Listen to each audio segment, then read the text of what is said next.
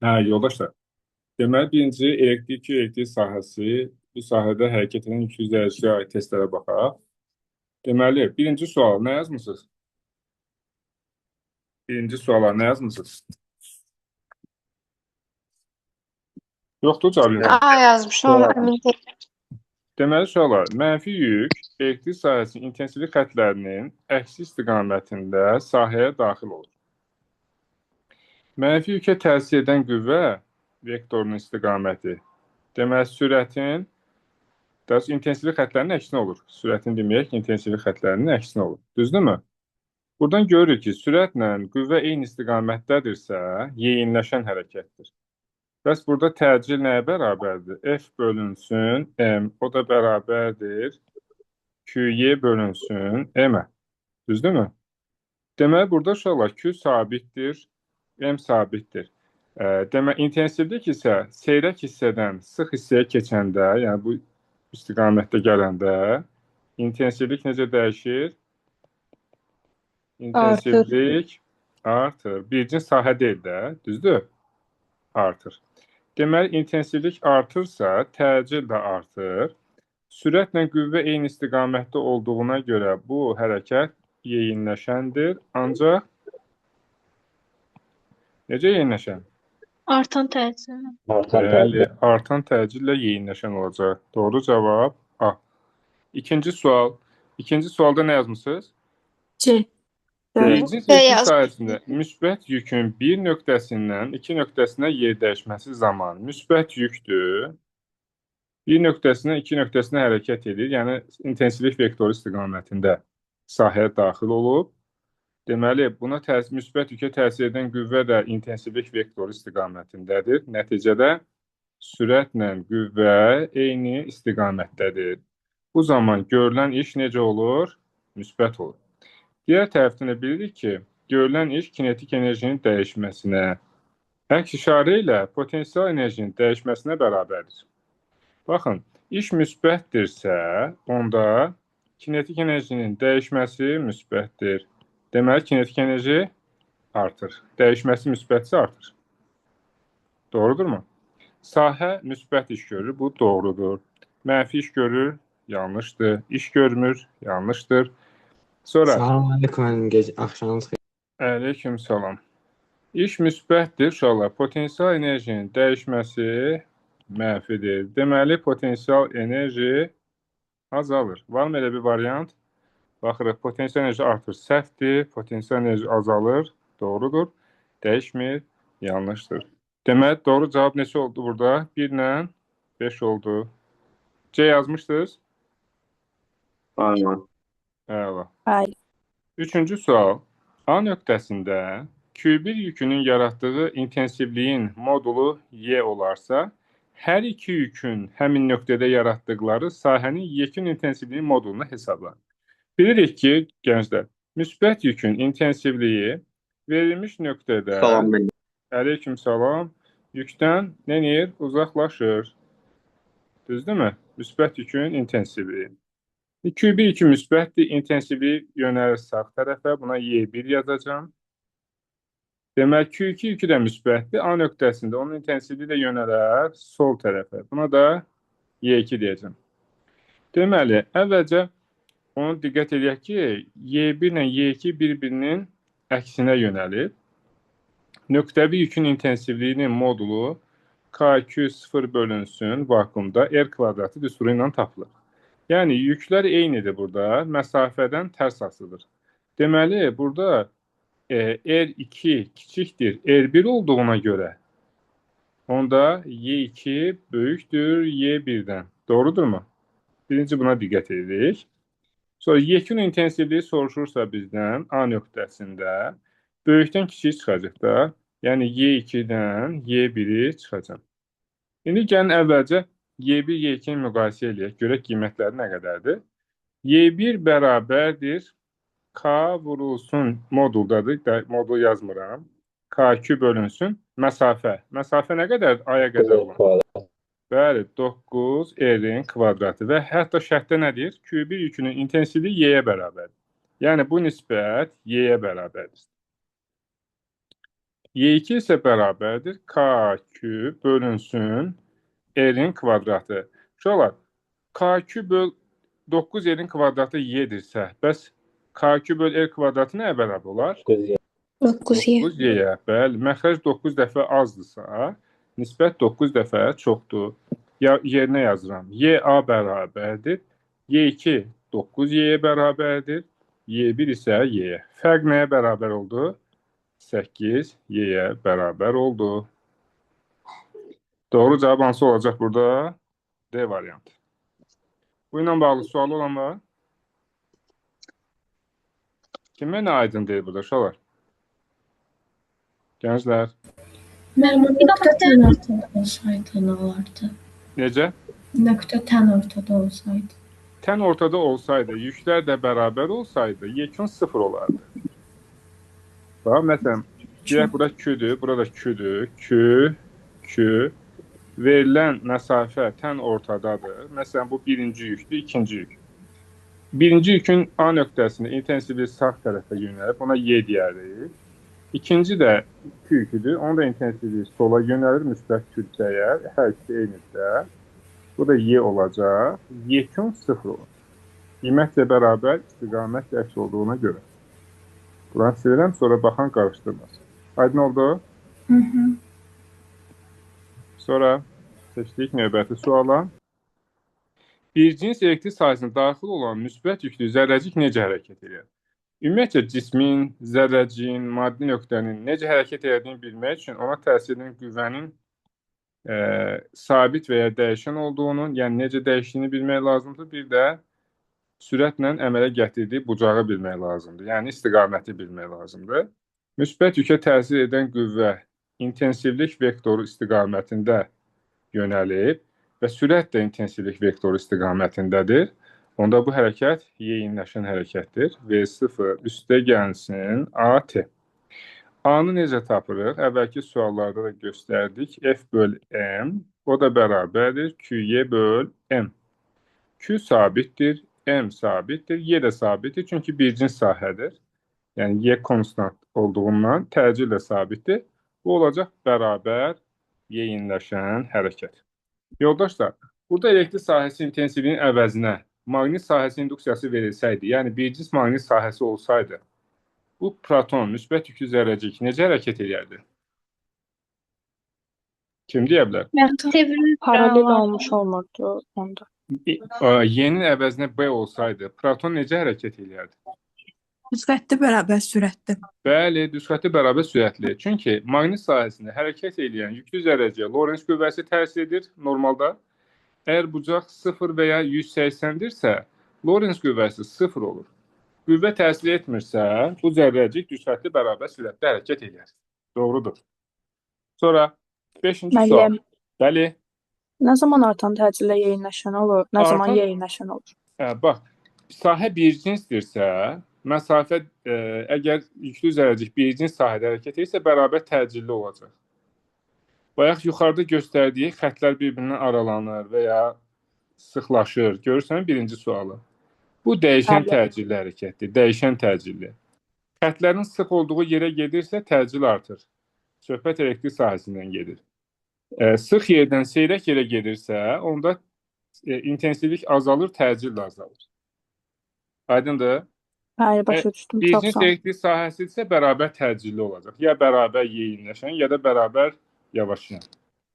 5-ci sualda. Uşaqlar, cismin və ya sistemin yükünü necə tapırdıq?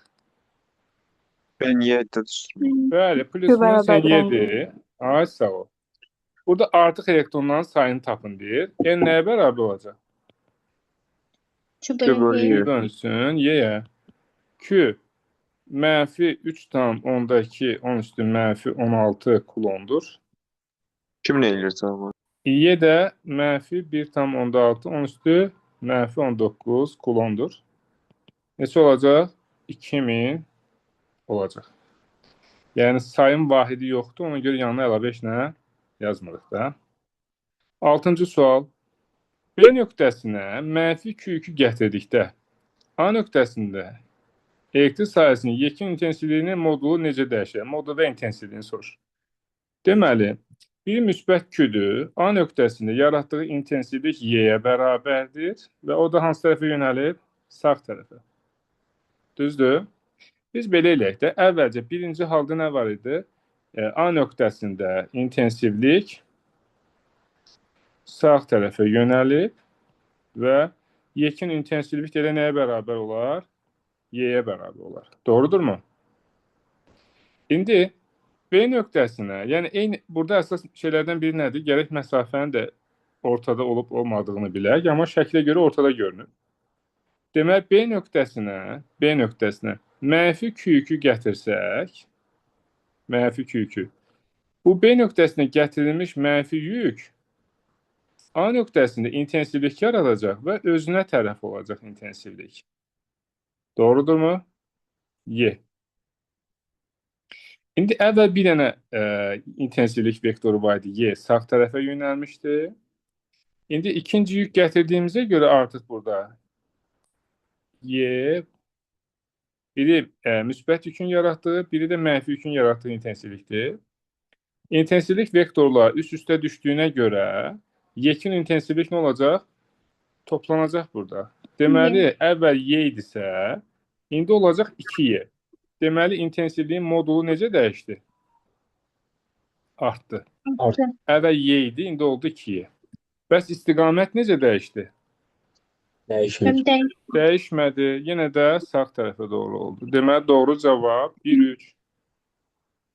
Sonra, aydındır hər kəsə bu?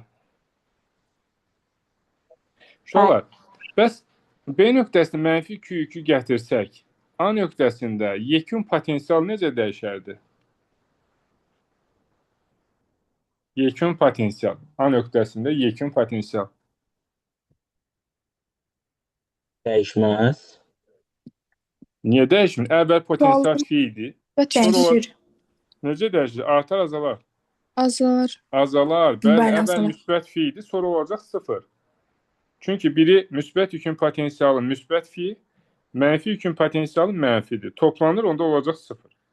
Əgər bərabər olmasalar belə, onda biri müsbət, biri mənfi olduğuna görə azalmış olacaq. Aydındır?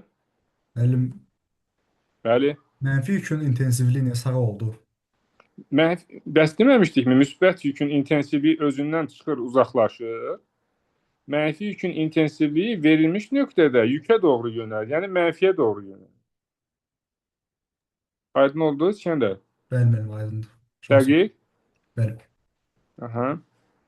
Sonra 7-ci sual. Nöqtəvi mənfi Q0 yükünün elektrik sahəsində mənfi yük hərəkət etdirilir. Baxın, mənfi yükün sahəsində mənfi yük hərəkət etdirilir. Doğrudurmu? Birinci baxaq 1-dən 2-yə. Sahənin gördüyüşü soruşur. Mənfi yük hərəkət edir. Mənfi yük itələyər də uşaqlar, düzdürmü? Onda buna təsir edən qüvvə necə yönələcək? Sürət istiqamətində. Qüvvə sürət istiqamətindədirsə, gördüyü iş necə olacaq? Müsbət.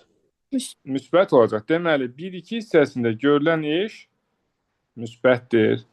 Sonra 2-3. 2-3-də, baxın, 2-3-də sürət deyək ki, 2-dən 3-ə doğru yönəlib. Qüvvə isə necə yönələcək burada? Buna perpendikulyar olacaq da. Düzdürmü? Onda görülən iş nəyə bərabər olur? Millət, qüvvə, hərəkətə perpendikulyarsa gördüyü iş 0 olur. Deməli, 2-3. 2-3 haradadır? Hə, B variantı. Burada görülən iş 0-dır. Başqa harada iş 0 olacaq? 1-5. 1-5 yox, ay uşaqlar. 1-5 deyil bu. 5-1-dir. 5-1-də. Deməli, buna bir də yeni də əlavə edirik. Gəldik 3-4-ə. Hə, burada 3-4 ilə 4-5-də görülən işlərin işarəsi eyni olacaq. Mənfi yükdür. Gəlir hara? Mənfiyə tərəf. Buna təsir edən qüvvə hərəkətin əksinə olur. Düzdürmü? Deməli, 3-dən 4-ə gələndə görülən iş mənfidir. Bura yazıram C. 4-dən də 5-ə gələndə yenə görülən iş nə olacaq uşaqlar? Mənfi olacaq. Bir dənə də bura D-ni əlavə edir. Çatdı fikrim? Mən 1 ilə 2-ni tam yaxşı bilmədim. Bax, gözəl insan. Mənfi yük sahəni yaradıb, mənfi yük hərəkət edir. Mənfi yük mənfidən uzaqlaşır, düzdür? Bəli. Mənfi ilə mənfi bir-birini itələyir. Deməli, sürətlə qüvvə eyni istiqamətdə olacaq da. Mənfi ilə mənfi bir-birini itələyirsə, bax, aşağıda sahəni yaradan mənfi, digər mənfini özündən itələyir kənara. Düzdürmü? Bəli. Onda qüvvə ilə sürət eyni istiqamətdə olduğuna görə müsbət iş görülür. Bəli, mən bildim. Aha, bax, məsələn, deyəsən 3-4-də necə olur bəs? 3-4-də biz cismin Mənfiyə doğru gedir. dərəcəyi 3-dən 5-ə gətiririk, mənfiyə yaxınlaşdırırıq. Onlar yenə bir-birini itələyir. Bu zaman qüvvə sürətin əksinə olur. Hərəkətin əksinə olur, mənfi iş görülür. Bəli, mən başa düşdüm. Bəli. Aydındır? Aydındır. Əla. Baxırıq, situasiya tipli sual verilib burada. Yükü mənfi 32 nanokulon və kütləsi 8 mq olan yağ damcısı U bərabər 200 volt gərginlik mənbəyə qoşulmuş. Lövhə arasında tarazlıqdadır.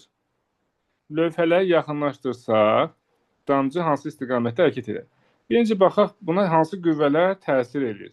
Yuxarı yönəlmiş elektrik qüvvəsi təsir edir, elektrik sahəsi tərəfindən. Aşağı yönəlmiş ağırlıq qüvvəsi. Gəlin əvvəlcə bunların deməli tarazlıq şərtini nəzərdən keçirək. Burada nə deyək? Tarazlıqdadır. Tarazlıqda olduğuna görə, yəni sürət 0 olduğuna görə biz deyə bilərik ki, əvəzləyici qüvvə 0-dır. Yəni elektrik sahəsi tərəfindən təsir edən qüvvə ağırlıq qüvvəsinə bərabərdir. Deyir ki, lövhələri yaxınlaşdırsaq, əvvəlcə bu qüvvələr bir-birinə bərabərdir. QY bərabərdir MC-yə. Digər tərəfdən də bilirik ki, elektrik sahəsinin intensivliyi Y nəyə bərabərdir? U bölünmüş D-yə. Lövhələr arasındakı gərginlik sabitdir. Lövhələri deyir ki, nə ediblər? Lövhələri yaxınlaşdırsaq. Yaxınlaşdırmaq nə deməkdir? Məsafəni azaltmaq. Onda intensivlik necə dəyişir? Hə, uşaqlar? Artır. Onda nə olacaq? İkinci halda deyək də, QY böyükdür MC olacaq. Yəni, yuxarı dartan qüvvə QY aşağı dartan qüvvədən, MC-dən, yəni ağırlıq qüvvəsindən böyükdürsə, bu zərrəcik yuxarı doğru hərəkət edəcək də. Aydındır? Bəli. Hətta onu necə yazmaq olar? MA bərabərdir QY çıxılsın MC. Burada hər şey verilibsə, təcilini də hesablamaq olar bunu. A bərabərdir QY çıxılsın MC bölünsün M. Hətta təcilini tapıb, biz deyə bilərik ki, bu zərrəcik necə hərəkət edəcək. Deməli, burada bir məsələ var ki, məsafəni azaldırıq. Nə qədər olduğunu bilmirik də. Məsafə azalanda Y artır. Onda deyə bilərik ki, artan təcillə yeyinləşən hərəkət edəcək. Fikrim çatdı mı uşaqlar? Baxın, Y artdısa, Q sabitdir də. Y artanda A da artır da, elə deyilmi? Əvvəl sükunətdə idi. İndi hərəkətə başlayacaq. V bərabər də artır. Bu yeyinləşəndir. Ancaq artan təcillə yeyinləşəndir. Aydın oldu hamıya? Bəli. Bizdən soruşur, necə hərəkət edir? Əvvəl sükunətdə idisə, yeyinləşən hərəkət edəcək. Məsafə azalanda Y artdı, onda təcil artacaq. Artan təcillə yeyinləşən hərəkət edəcək. Bu bərabər yeyinləşən hərəkət deyil. Damcı tarazlığı olduğu halda lövhə arasındakı məsafəni tapın. Tarazlıqda olanda MC bərabər idi QY-yə, yeni də əvəzinə U böl D yazırıq. Buradan da D bərabərdir Q U bölünsün MC. Q nə qədərdir? Deməli, biz hesablamada modulunu götürəcəyik təbii ki. 32 10 üstü mənfi 9 vurulsun U gərginlikdir 200 bölünsün M 8 10 üstü milliqramdır mənfi 6 kiloqram J də 10'dur. Deməli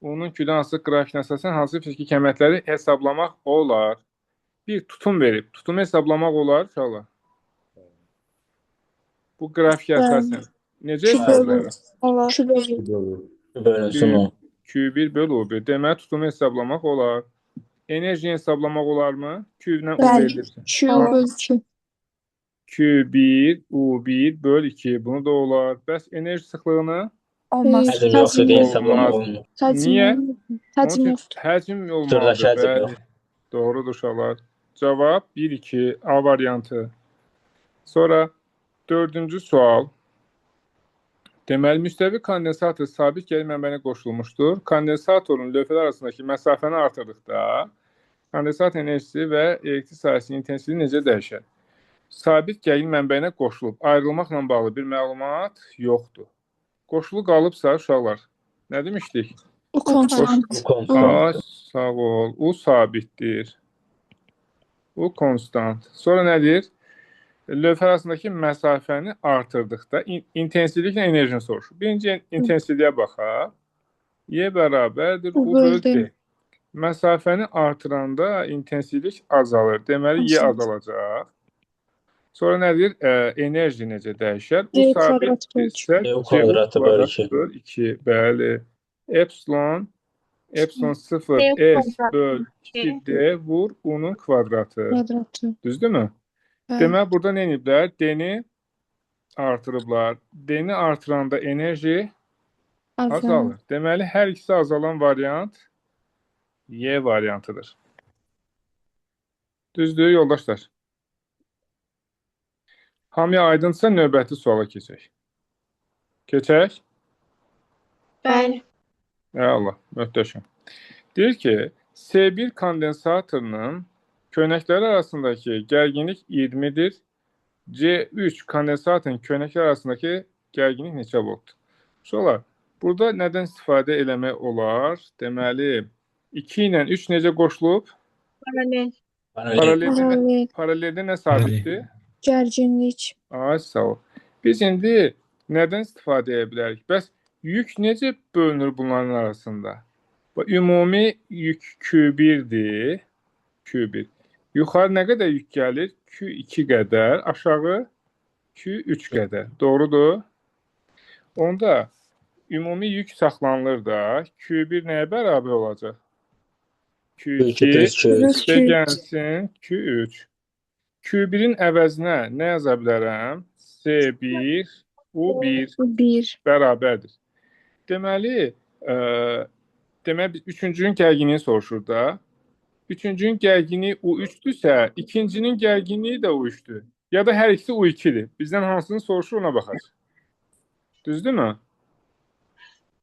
Hə, uşaqlar, paraleldə eyni götürürsünüz də. Üçüncü kondensatorun tutumu gərginliyi U3-dürsə, ikincidə də U3-dür. Və ya yuxarıda U2-dirsə, aşağıda da U2-dir. U2 ilə 3 bərabərdir axı. Bizdən indi şərtdə üçüncünü soruşur, elə ona görə 3 yazırıq. Deməli, burada nə yazacağım? S2 U3 üstə gəlinsin S3 U3. Doğrudurmu? S1-in əvəzinə S yazıram. U1 də 20-dir verilib şərtdə. 20 bərabər S2 2S'dir. Şöyle U3'ü mötəzə xaricdən çıxardacağım. 2S üstə gəlsin. 3S vurulsun U3. Düzdürmü? Deməli, 20 dənə S bərabərdir. 5 dənə S vurulsun U3'ə. Buradan S'ləri ixtisar elərik. Onda 5 U3 bərabərdir 20. U3 nəyə bərabər olacaq? 4 volta. U2'ni soruşsaydı, U2 də U3'ə bərabər olduğuna görə o da 4 volt olardı. Belə ümumi tutumu tapıb sonra onu tapsaq olmazdı.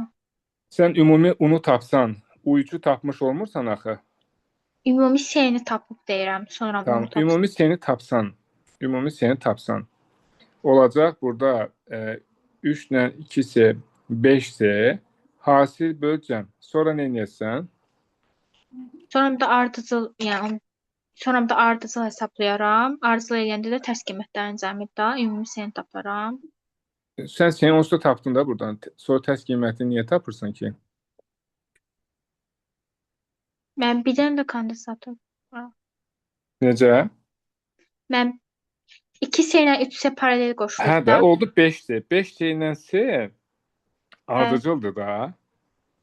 Bəli, mən ona görə deyirəm. Yəni Onda sonra Q1 bərabər Q2 öyrənmiş olacaqsan da. Bax eyni şey gəlir də. Bax bəli, Q1 bərabər olacaq Q2 3-ə.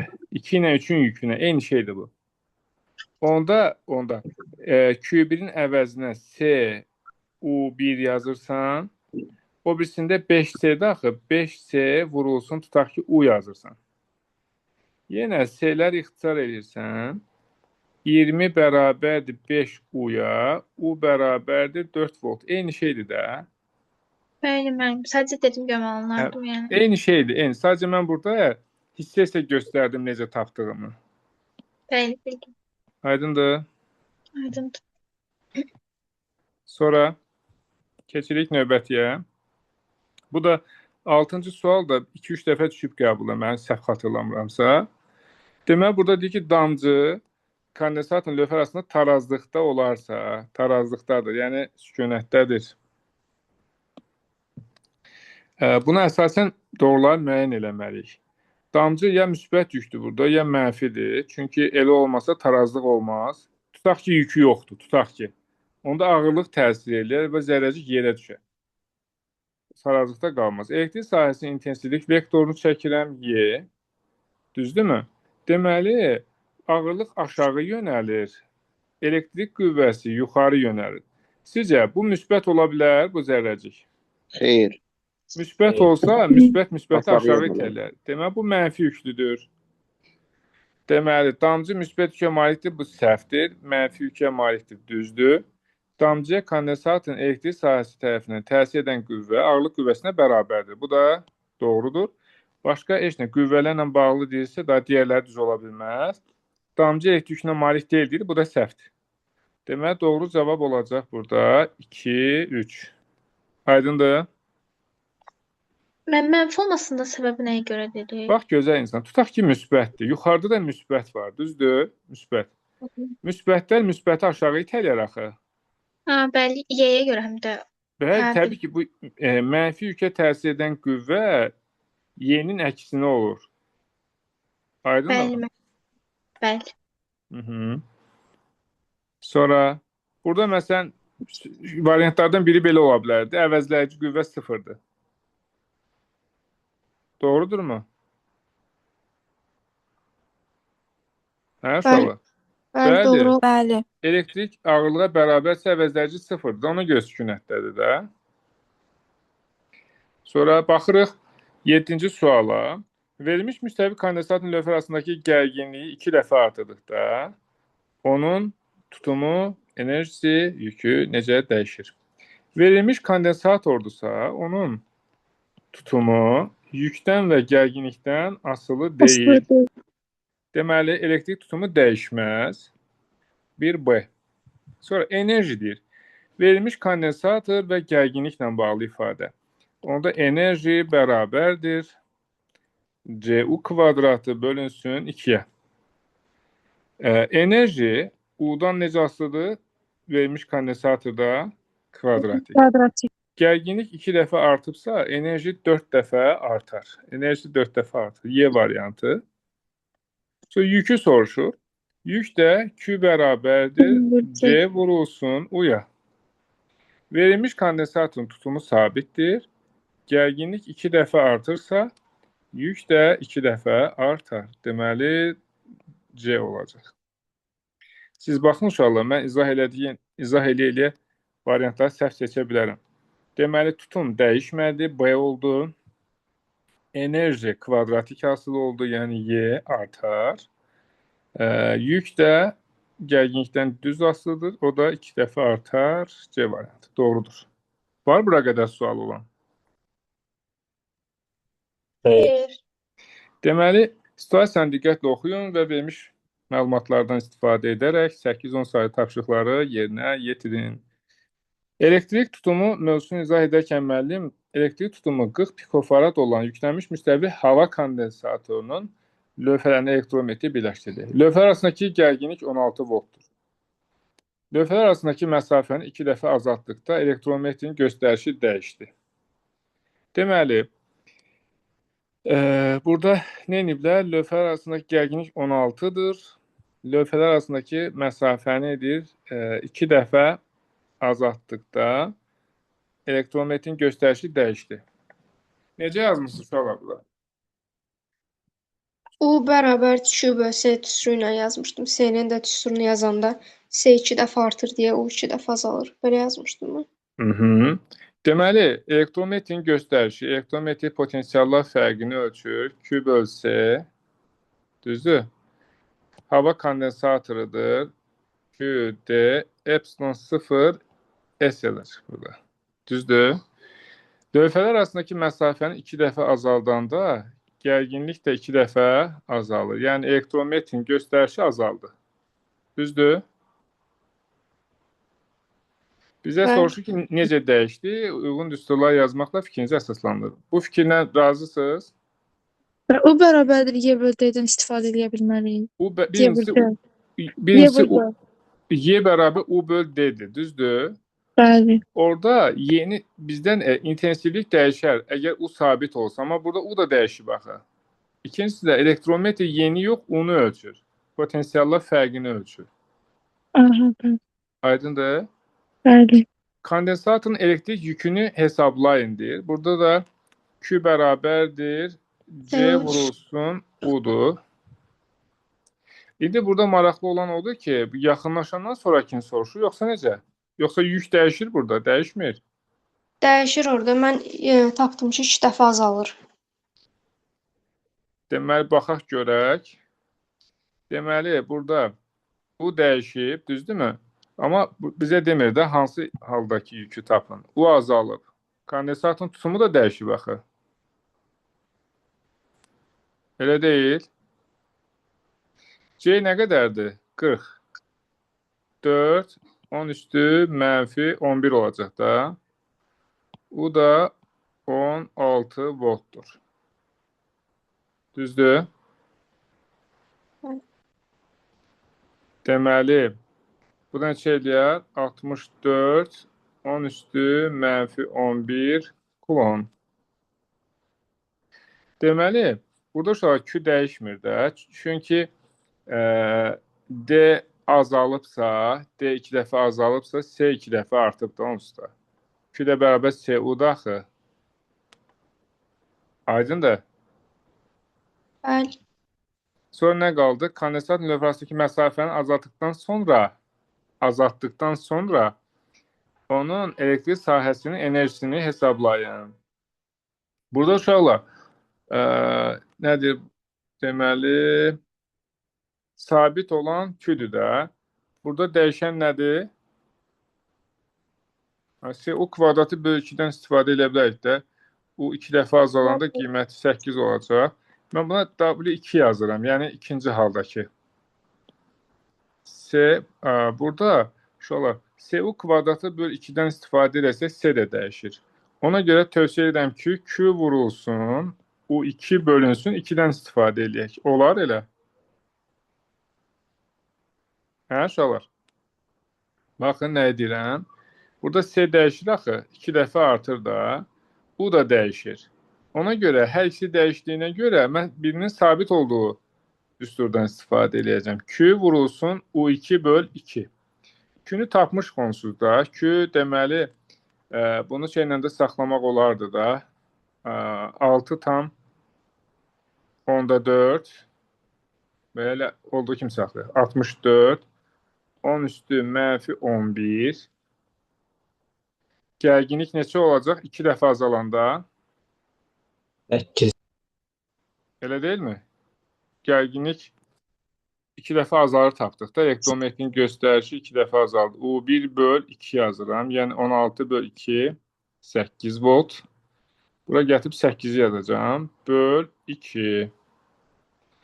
8 ilə 64-ü və ya 8 ilə 2-ni ixtisar eləsək, 2 nə idi? 1. Yuxarıda da nə qalacaq? 4. 64 vur 4 neçə edir? 200. 156. 156. 56 10 üstü mənfi 11 joule. Aydın oldu uşaqlar? Baxın, kimə nə aydın deyə soruşsun.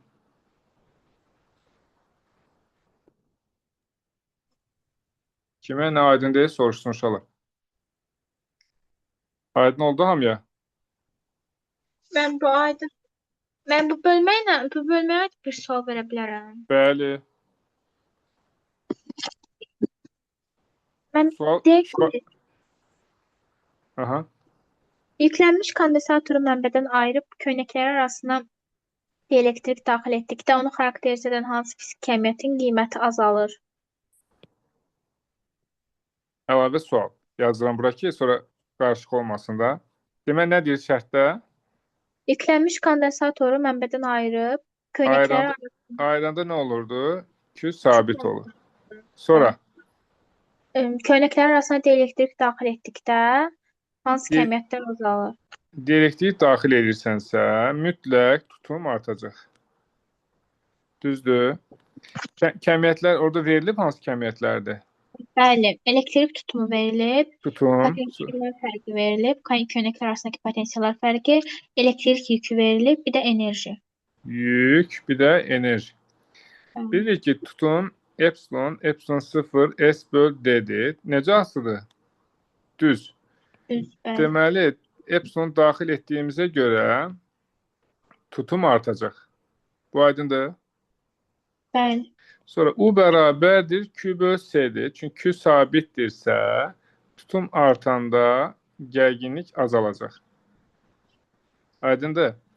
Yəni, şərtə görə yüksəldikdən sonra ayrılıbsa Q onsuz da sabitdir. Enerjinin də Q kvadratı böl 2S düsturundan istifadə edərik. Demək, S artıbsa enerji azalar. Sənə hansı lazım idi? Azalar qiymətlər. U ilə enerji. Gərginliklə enerji. Bəli, bildim. Aydındır. Buyur. Başqa sualınız yoxdursa keçək sabit cərəyana aid suallara. Var mı sual olan? Uşaqlar, müqavimətlər paralel birləşəndə hansı kəmiyyətlər sabit olurdu? Eyni olurdu. Paraleldə. Bəli. Gərginlik. Bunlar eynidir. Ardıcılda. İndi bu şəklə baxın. Uşaqlar. Aha. Birincidən keçən cərəyan neçə yerə bölünüb? 2 yerə. Deməli, buradan keçər I2 cərəyanı, aşağıdan da keçir I3 cərəyanı. Deməli, I1, I2 ilə I3-ün cəmidir. Bu ən böyük olacaq. Bax, R1 müqavimətinin nə qədər olmağından asılı olmayaraq I1 böyük olacaq. Çünki oradan keçən cərəyan bölünür 2 hissəyə. İndi 2 ilə 3-ün, U2 ilə U3 gərginliklər bərabərdir. I də R-dən tərs asılıdır paraleldə. Deməli, R3 2R'dir. R2 R'dir. Hansının cəryanı çox olacaq? Nətə bərabər ola bilər? Müqavimətlər fərqlidir. Gərginlik. I bərabərdir, o bölərdən istifadə edilir. Bəli. İki daha bölüşdü. R 2R'dən kiçik olduğuna görə cəryanı çox olacaq da. Ən böyüyü I1'dir. Sonra oldu I2. Sonra da I3. Hansı variant oldu? 1 böyük 2 böyük 3. Aydın oldu hamıya? Bəli. Sonra 2'ni kim izah eləyər? Burada Aha. ben uzunluklar 2'nin uzunluğu demiştik ki rho R'den düz asılıdır. R bərabərdir. Rho L böl S'dir. Doğrudur. Bəli. I2 böl I1 də R1 böl R2. Yəni tərs asılıdır. Bizdə I1 böl I2'dir. Düzdürmü? Bəli, indi onun əksini yazırıq. Aha. O da bərabər nəyə? R2 böl R1. Niyə? I-R'dən tərs asılıdır. Çünki U bərabər burada Bu U sabit. konstantdır. Bəli. Ona görə. Onda biz hər bir hissəyə ya A deyək uzunluğuna A. Bəli. 3A. olsun. Bəli. Burada. İkincinin getdiyi yol 3A olacaq uzunluq. 3A. Bəli. Birincinin getdiyi yol A. Nisbət 3. 3 olacaq. Doğru cavab A. Sonra 3'ü kim izah edə bilər uşaqlar? 3. Eləyim. Başqa Səma sən izah elədin də. Başqa kim izah edə bilər? Fidan edeyim müəllim. Buyur Fidan. O i-nin E'dən asılıq qrafikində 6 yazılan hissə i qısa qapanmadır. I qısa Doğrudur. qapanmada Bir mən qeyd edeyim. İ qısa qapanma neçədir? 6. Xarici müqavimət C nöqtəsində neçədir? 1.8. 10'dur. Bəli. Sonra nə edirik? Kiçik yer verdi bizə. Bəli, 0.2. Aha. Bizdən nəyi soruşur? C C nöqtəsinə uyğun cərəyan uyğun. şiddətini. Ay, sağ ol. İyini soruşur bizdən. I qısa qapanma epsilon böl R-dir. R-in yerinə 0.2 yazıb epsilonu 1.2 taparam. Sonra da i bərabərdir epsilon bölünsün böyük R üstəgəl kiçik R-dən 1.2 böl 2, o da 0.6. Belə deyirsən də, yəqin ki, buradan EHG-ni tapırıq. Hə, bəli. 1.2. 6 vurulsun 0.2, bu elədir 1.2 volt. Sonra i C nöqtəsində bərabərdir epsilon bölünsün R üstəgəl R. 1.2 bölünsün böyük R 1.8, kiçik R 0.2. 0.2. 1.2 bölünsün neçə? 2. 2. 0.6 amper. 6 amper edər. Ay, sağ ol. Doğru cavab C. Növbəti 4-cü sualı kim izah edə bilər? Səid, izah edə bilərsən? Baxımda müəllim. Evdə baxmamısan ki buna? Baxmışam, prosta indi cavabı qoymuşam da özüm baxıram. Mən burada şeydir, 1-dən 2 olan hissədə şey olur, sabit olur. Deməli, 1-2-də düz deyirsən. I artır, U artır. Deməli, R sabitdir. Bir də bizə nə lazımdır? Cəryan artır. Düzdür? Bəli. R sabit, cəryan artan variantlar hansılardır? R sabit olan variant Y ilə altdan olsun. Yox, A uyğundur, B uyğundur. Bir də Başqa Y var uyğundur. ki, Y uyğun gəlir ki, 1-dən 2-yə. R sabitdir. Yox. Şeydir, D olur, saçdım. Sonra 2-3-ə baxırıq. 2-3. 200 də I sabitdir, U artır. I sabit. I sabit. U artırsa deməli R nə olmalıdır? Artmalıdır. Bəli, R artmalıdır. Onda cavab B-dir. Hansı? I sabit B. R artmalıdır. Bəli, doğrudur. Hamıya aydındır millət, necə tapdıq? Bəli. Baxın, 1-2-də I artır, U artır. Deməli, R sabitdir. 2-3-də I sabitdir, U artır. Deməli, R də artır. Ona görə doğru cavab olacaq B variantı. Roman, 5-ci sual sən dinlən görüm oğlan.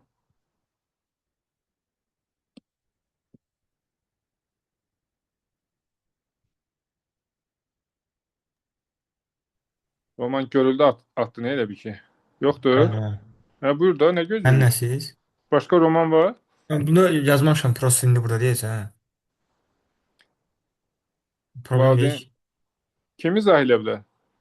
Bu da deyə bilərəm həll. Kim? Mən eləyim müəllim Nadir. Nadir, buyur. Orada müəllim R verib 0.2 kilo ohm, o da 200 ohm eləyir.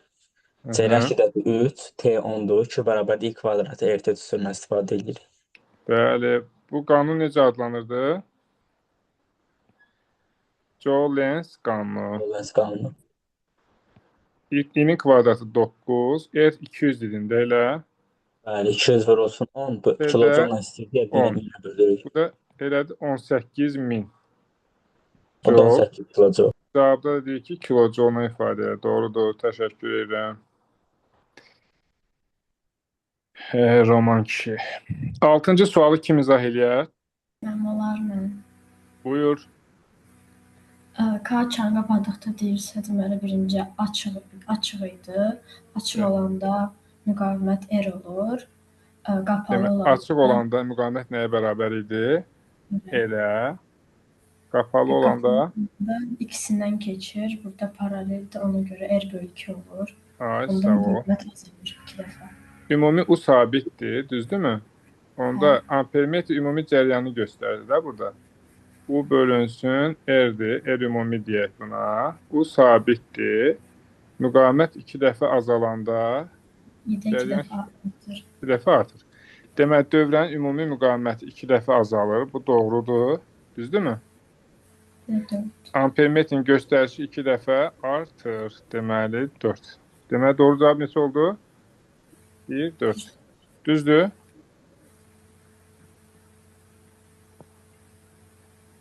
Sonra 7-ni kim izah eləyər? İzah eləməyənlərdən. Mən deyim müəllim. Buyur. Sayda. Buyur Səidə. Burada müəllim gərginliyi 3 dəfə artırıblarsa, deməli cəryan şiddəti 3 dəfə artır. Q bərabərdir I kvadrat RT ilə də əgər I 3 dəfə artıbsa, deməli Q 9 dəfə artacaq, yəni kvadratda. Demək bizə deyir, burada T temperatur demək istəyir, düzdürmü? R Bəli. bərabərdir R0 vurulsun 1 plus alfa T'dir. Temperatur dəyişməyibsə, deməli müqavimət sabit qalır. Bəli. Mən istiliyin miqdarını deyirdim. Bildim. Ümumiyyətlə deyirəm ki, istilik miqdarını tapanda da R-in sabit olub olmamağını bilmək lazımdır da. Deməli, temperatur sabitdirsə, gərginlik dəyişsən, müqavimət dəyişməz. Doğrudurmu? Sonra istilik hansı düsturdan istifadə edəcək istilik tapanda? U kvadratı bölünsün R kvadratı vur Yox, R kvadratı yox. U kvadratı böl R vur T. Aşağıda R'in kvadratı deyil də. U kvadratı böl R'dir. Aydındır mı? Onsuz da R sabitdir. Çox hiss eləməyəcəksən fərqli cavabda. Gərginlik 3 dəfə artıbsa, ayrılan istilik miqdarı 9 dəfə artar. Bu olacaq D variantı. Cəryan şiddətini soruşur. I bərabərdir. U bölünsün R-ə. R sabitdir. U 3 dəfə artıbsa, cəryan şiddəti də 3 dəfə neyər? Artar. Bu olacaq B variantı. Müəllim. Bəli. Dəyişdiyini R bərabərdir rho L bölünsün S türü ilə tapmaq olmaz ki. Nəyi? Bərabərdir rho L bölünsün S müqaviməti necə dəyişdiyini. Müqaviməti burada temperaturu verir baxı. Temperatur sabit olmasa, bəlkə rho L dəyişib, S dəyişib. Onların dəyişmək Olan onsuz da dəyişməyə verməyiblər. Burada belə deyək də şərtin daha doğru olması üçün temperaturun sabit qiymətini verir. Burada ancaq gərginliyin dəyişməsi haqqında məlumat var. Ölçülərin dəyişməsi yoxdur axı. Bildim. Onsuz da ölçünün dəyişməsi yoxdur deyə mən temperaturun sabit olduğu hala baxdım. Şaşdım. Aydındır. Sağ ol. Bəli. Buyur. Sonra situasiyanı kim izah edə bilər? Mən yazmamışam. Yazanlardan kim izah edə bilər? Mən yazmışam. Bir və 2 R olur. 2 vəziyyətində R. Günay izah eləsin. Günay buradadır. Bəli, müəllim. Buyur Günay. 8-də deyir K çarının hansı vəziyyətində ümumi müqavimət ən böyükdür? Əgər K çarı bir vəziyyətində olanda onda ardıcıl birləşmədir. Ona görə də R-ləri toplayırıq. Belə deyə bilərik mi? K1 yazsaq, K1 bir vəziyyətində 2 dənəsi necə qoşulub? Ardıcıl. Ardıcıl. Onda müqavimət nəyə bərabər idi? Ardıcıl da 2 dənə. 2 R. Ay sağ ol. Əla, doğrudur. Açar 2 vəziyyətində olanda, K2 vəziyyətində olanda onda paralel qoşulur. Onda R nə bölü olur? 2. R2 bərabərdir. R bölünsün 2. Bizdən soruşur ki, hansı vəziyyətdə müqaviməti ən böyükdür? R1-də. Bəli, bir vəziyyətində. Doğrudurmu? Bəli. Sonra bir vəziyyətin 2 vəziyyətinə keçəndə ampermetrin göstəricisi necə dəyişər deyir. Ampermetr ümumi cəryanı ölçür də burada, ümumi. Doğrudur? Bəli. Onda I ümumi, U bölünsün, R ümumidir.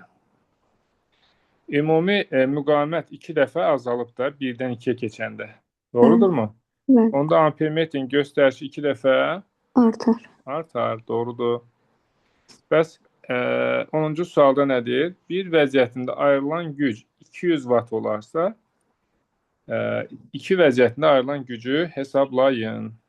U kvadratı böl R. Ay, sağ ol. Deməli, burada P bərabərdir U kvadratı böl R-dən istifadə edirik. Bu sabitdir. Onda P2 böl P1 bərabərdir. R1 bölünsün R2-yə. R2. Düzdürmü? Bəli. R1 neçə idi? 2R bölünsün R böl 2. R'lər getdi, bu da elədi 4. Onda P2 nəyə bərabər oldu? 4. 4 P1'e.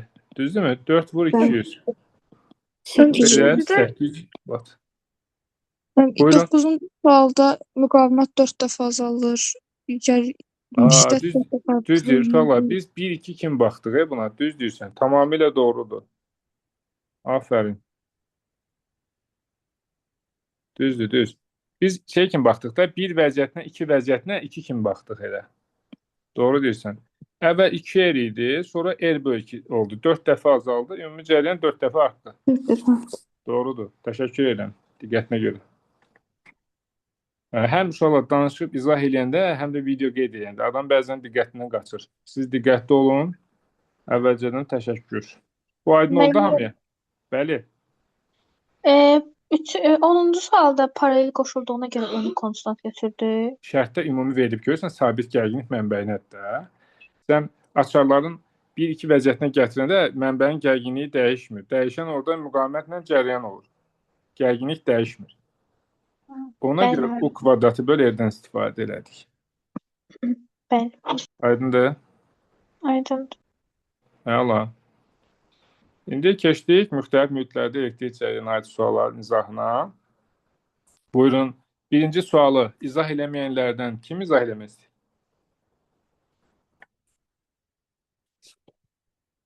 Millət, biraz qoçaq olun. Bəzi uşaqların səs çıxmır.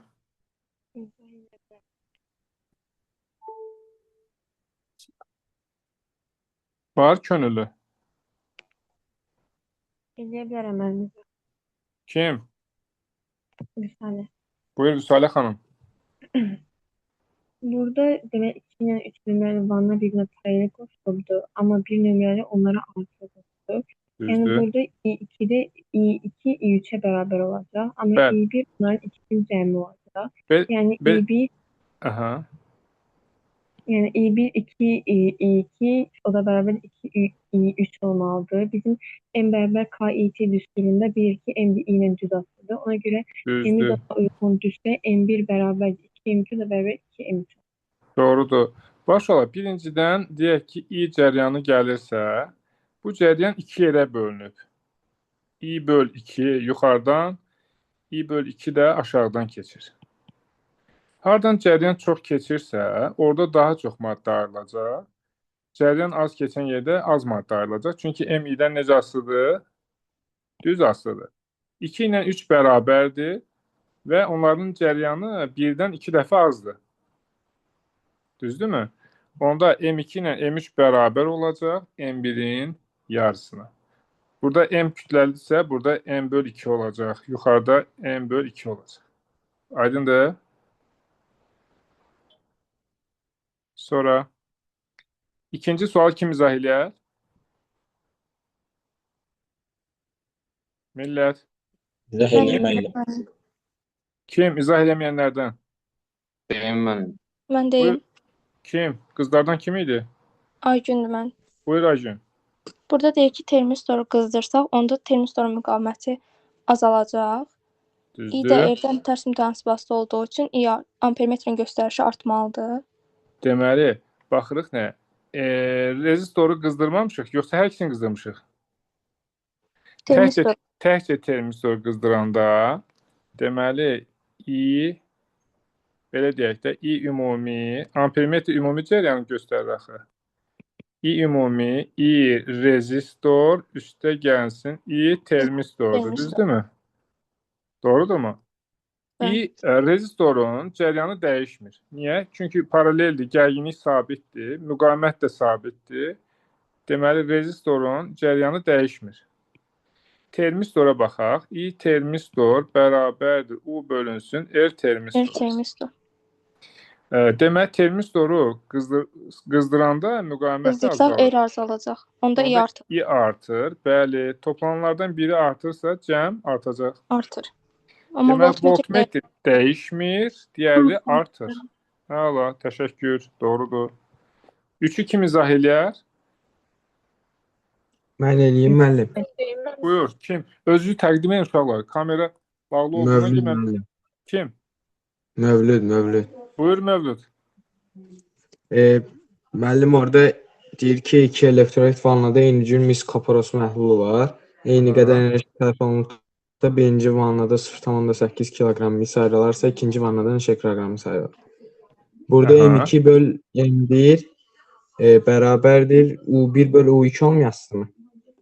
O nəyə görə olur? Burada deməli W Q vur U'dur. O da bərabərdir. M bölünsün K vurulsun U'dur. Düzdürmü? Bəli.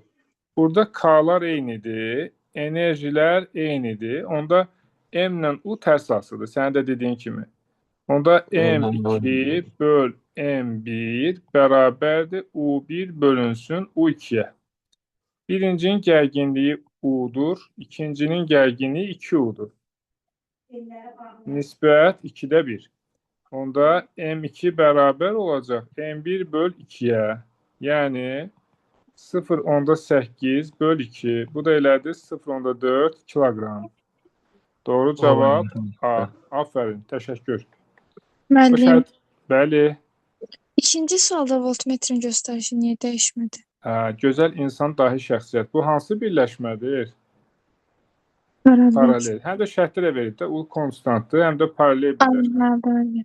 Paralel birləşmədə gərginlik dəyişmir. Çox sağ ol. Buyurun. Şabizadə xanım. 4-cü sualı, bir dənə könüllü. Mən izah edeyim.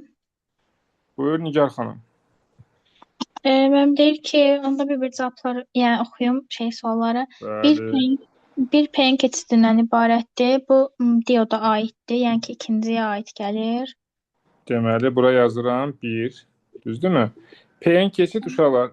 Bəs burada ola bilməz, tranzistor ola bilməz. Xeyr. Niyə ki? Bilmirəm, sən dinə axırda baxar. Tamam, bunu dedik. Transistor PNP keçidi deyil. Sonra 3 yarım keçid təbəqədən ibarətdir. tranzistora aid də PNP keçidi və yaxud da KMPN keçidi var idi. Düzdür. Dəyişən cəryanı düzləndirmək üçün istifadə edilir. Dioda aiddir. Yəni ikinci uyğun gəlir. Rəqsləri gücləndirmək üçün. Bu tranzistora aiddir. Düzdür. İş prinsipi PN keçidinə əsaslanır. Buradakı hər ikisinin ortaq xüsusiyyəti olur da. Bəli. Hansı olacaq onda? 1. Bax uşaqlar, yuxarı fikir verin 1, 3, 2-dir. Cavablarda 1, 2, 3-dür. Ona görə çaşmamaq üçün yanına yazın. 3, 4. Sonra, bir dəqiqə uşaqlar, burada niyə 2-dən yeri 3 yazmışam mən? 2, 4 yazmalıydı. Birini səhv yazmışıq. 2, 4, 5, 1, 3. 2, 4 idi də, düzdürmü? Mən niyə bura yazdım? 2, 4. Var düzəldək. Yerə köçürməmişdən görürsünüz, mən səhv yazdım. 2, 4, 1, 3, 5. 2, 4, 1, 3, 5. A variant. Aydındır? Aydındır. Növbəti kim izah eləyə bilər?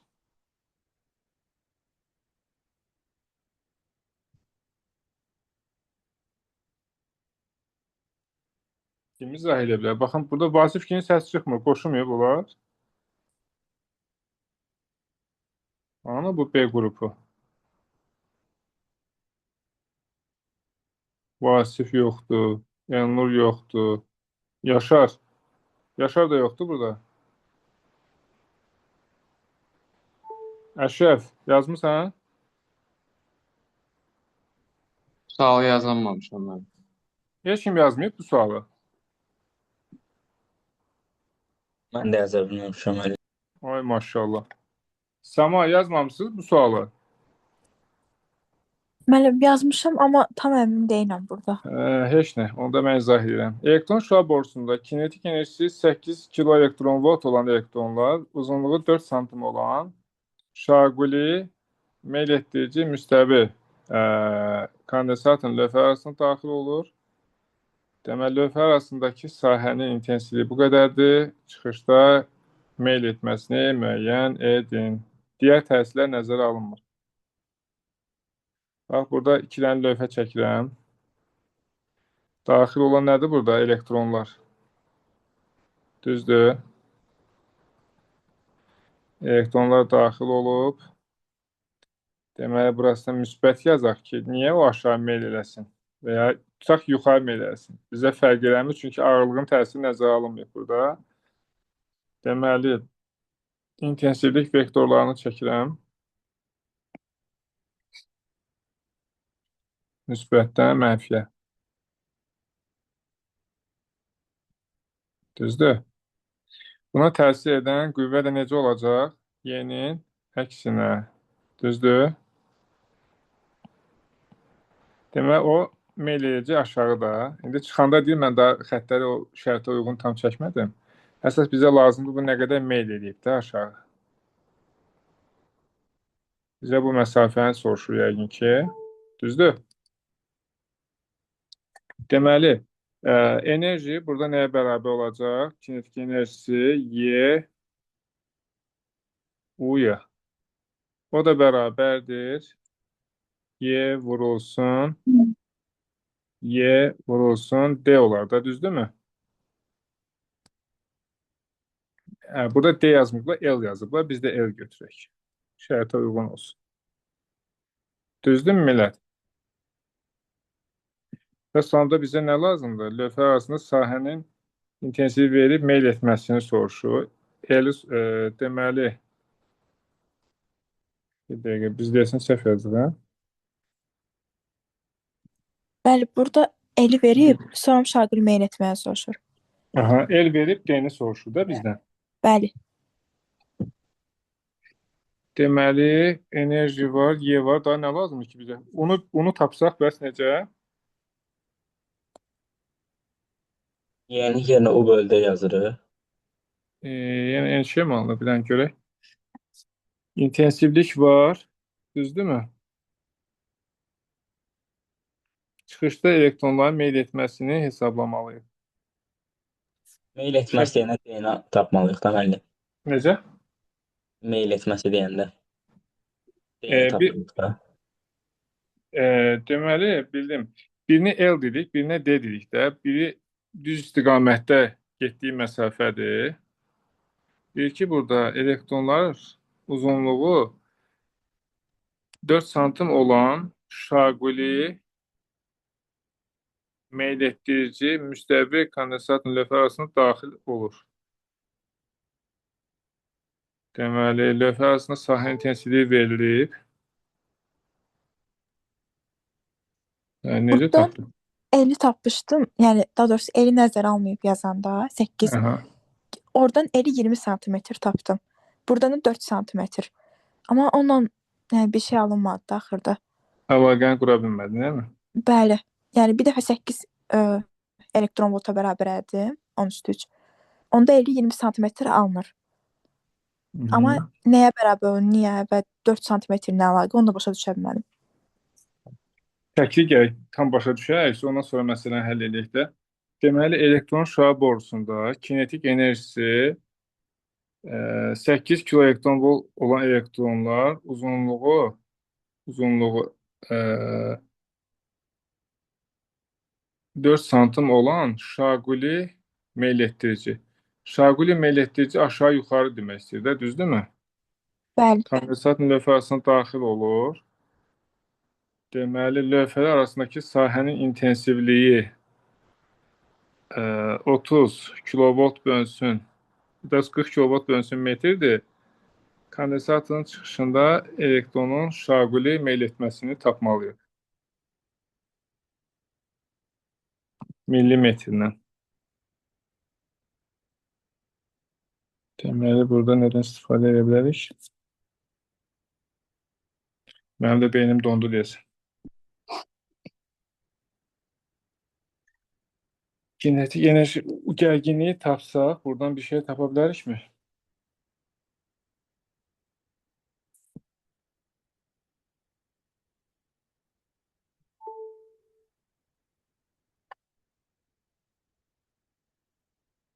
Siz sonda uşaqlar bunu axıra saxlayaq. Ağlıma bir şey fikir gəlmədi. Təzədən baxarıq ona. Olar mı elə? Olar mı? Canlı yayım olduğuna görə bəzən belə şeylər olur da uşaqlar. Təzədən fikirləşərəm bunu. Deməli, buna işarə qoyaq, təzədən baxaq. Hansı ifadələr doğrudur? Temperatur azaldıqda elektrolit məhlulunun müqaviməti artır. Düzdür. Deməli, elektroliti soyudanda müqaviməti artır. Bu düzdür. Sonra müqaviməti azalır. Onda 2 səhv olacaq təbii ki. Yarım keçici müqaviməti dəyişmir. Bu səhvdir. Müqaviməti artır olmalıdır da bunu. Doğru, 4 də Yəni, səhvdir. Metalın müqaviməti azalır olmalıdır. Azalır. Hansı olacaq? 1-6. 1 ilə 6, bəli.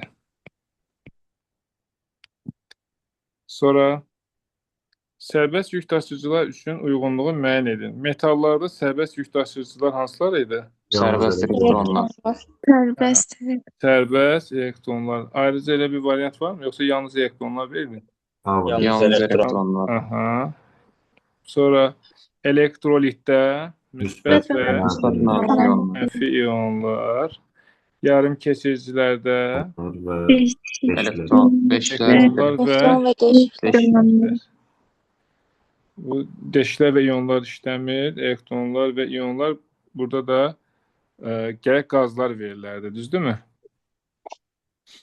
Sonra deməli, situasiyanı diqqətlə oxuyun, verilmiş məlumatlardan istifadə edərək 8-10 sayı tapşırıqları yerinə yetirin. Şagird laboratoriyada EHG-si 12 volt olan cərəyan mənbəyinə fotorezistoru qoşdu və ondan keçən cərəyan şiddətini 0.5 amper, uzandakı gərginliyin isə 11 volt olduğunu ölçdü. Şagirdin qırılıb dövən cərəyan şiddətini ölçübsə, ampermetri bir də voltmetr olmalıdır. 1 ampermetrdir, ardıcıl qoşulur. Ardıcıl qoşulub deyə, 2 də paralel qoşulub deyə voltmetr. Doğrudur. Cərəyan mənbəyinin daxili müqavimətini hesablayın deyir. Fotorezistor qoşu cərəyan şiddəti var, düzdürmü? Gərginlik də var. Bizdən nəyi soruşur? Daxili müqaviməti soruşur. Var fikriniz? U bərabərdir epsilon çıxsın IR-dən. Ay, sağ ol. U bərabərdir epsilon çıxılsın IR. Aferin. Deməli, nə olacaq? 11 bərabərdir 12 çıxılsın 0.5 vur R. 0.5 R'miz 1 olar. Yəni 0.5-i nəyə vursaq 1 alınır. R 2 olar da, değil mi? Doğrudur. Bəli. Sonra fotorezistorun üzərinə düşən işığın intensivliyini artırdıqda cihazların göstərişi necə dəyişər? Müqavimət azalır. Müqavimət intensivlikdən necə asılı idi? Tərs asılı. Bəli, tərs asılıdır. İntensivlik artanda müqavimət azalır. I bərabərdir. Epsilon bölünsün. R üstəgəl R'dir. Müqavimət azalırsa cərəyan şiddəti artar. Yəni, birinci cihazın göstərişi artar. Yəni, ampermetrin. U da bərabərdir. Epsilon çıxılsın IR. I artırsa U azalır. Yəni, ikinci cihazın göstərişi azalır. Aydın oldu? Bəli. Sonra gəldik maqnit sahəsinə aid sualların izahına. Təpələrində cərəyan naqilə olan kvadratın mərkəzində yerləşən cərəyanlı naqilə təsir edən amper qüvvələrinin əvəzləricisi hansı istiqamətdə yönələr? Müəllim, Dedik ki, bəli, o bir sualın cavabını tapdım. cavabını tapa bilərsən dedim, istəsən sonra baxardıq. Tamam, yaxşı. İzahına baxarım. Bəli, olar. Tamam. Mən çünki həm danışıram, bu video qeyd elədiyinə görə gözləri fikirləşə bilmirəm də, ona görə. Deməli, cəryanlar eyni olanda bir-birini cəzb edir. Düzdürmü uşaqlar? Nöqtə bir-birini cəzb edirlər də. Cəryanlar əks istiqamətdə olanda isə bir-birini itələyirlər. Deməli, x də nöqtəni itələyir. Onda belə olacaq da qüvvələr.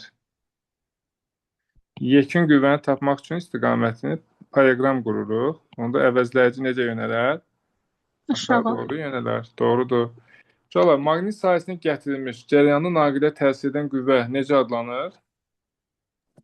Amper qüvvəsi. Bəli, hansı düsturla hesablayırıq onu? BIL sinus alfa. Deməli, burada görürük ki, hər ikisi 90 dərəcə bucaq altında yerləşib. İkinci naqildə bir hissəsi paralel yerləşib, həmin hissəyə qüvvə təsir eləmir. Birincinin neçə bölgüsünə təsir edir qüvvə? 1, 2, 3, 4. 4 dənəsinə. İkincidə 3 dənəsinə. Düzdürmü? Deməli, onda yaza bilərik ki, bizə ikinci naqilə təsir edən qüvvəni soruşur da F2 böl F bərabərdir 3 bölünsün 4-ə. Düzdür? Uzunluqların nisbətidir də. F2 3 bölgü ilə mütənasibdir. F1 4 bölgü ilə. Buradan da alınır ki, F2 bərabərdir 3F bölünsün 4-ə. 3F bölü 4 C variantı. Sonra 3'ü kim izah elə? Üçüncü sualı. Millət. İzah eləyim. Başqa yoxdur izah eləməsən. Qulaqsan çoxdur, amma izah eləmək istəyən yox desən. Necə təyin edirik ha millət? Nöqtədə saat əqrəbinin əksinə olur. Düzdür, saat əqrəbinin əksinə olur. B induksiya vektoru A nöqtəsində yuxarı olur. O da N istiqamətində olur. Deməli, cərəyan bizə tərəf axdığına görə sol əlin baş barmağı bizə tərəf bükülmüş 4 barmaq yuxarı doğru olacaq. Yəni, A nöqtəsində induksiya vektoru yuxarı olan şəkil lazımdır bizə. Və maqnit əqrəbinin N qütbü verilmiş nöqtədə maqnit induksiya vektorunun istiqamətini göstərir. Doğrudur. B variantı olur. Sonra uzunluğu 0,5 metr, kütləsi 20 qram olan düzxəttli naqildən axan cəryan şiddəti amperlə nə qədər olmalıdır ki, o induksiyası 1 Tesla olan bir cism ay sayəsində tarazlıqda olsun. Kim izah edir? Üçüncüdə N-dən hesab olur. Bəli. Üçüncüdə Y variantı olmaz. Yox. Sağ əldən istifadə edirik. Bükülmüş 4 barmaq yuxarı olur axı. Aha. Belə göstərməmişdik. Cəryan bizə tərəfdirsə, saat əqrəbinin əksinə vururuq. Düzdürmü? Bu A nöqtəsində yekun B yuxarı olur. Yuxarı nöqtədə sola olur. Sonra aşağı. Ən aşağıda isə sağ tərəfə. Belə olmurdu. Saat əqrəbinin əksinə vururduq da əlimizi. Bəli, mən orada N-dən S fikirləşmişdim, niyə yazmışdım? N-dən S dediyimiz, bax, maqnit induksiyası yuxarıdırsa, N qütbü yuxarı olmalıdır. Başa düşdüm. Aydındır? Bəli. X olsaydı əksinə. X olsaydı Y olardı. Bax, bu X olsaydı Y variantı olardı. Sonra dördüncü sualı kim izah eləyər? İzah eləyən müəllim Nadir. Buyur Nadir.